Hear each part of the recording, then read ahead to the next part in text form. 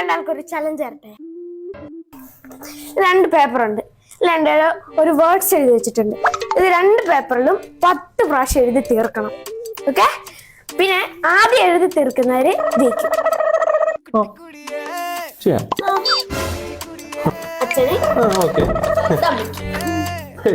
ഇതൊക്കെ മോനെ സിമ്പിൾ. 10 പ്രാവശ്യം എഴുതണം. പിന്നല്ല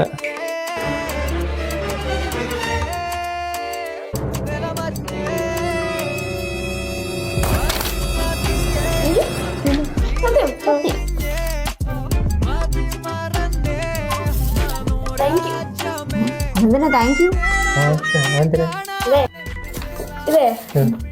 ഇതെന്റെ ഇമ്പോസിഷൻ ആയിരിക്കും.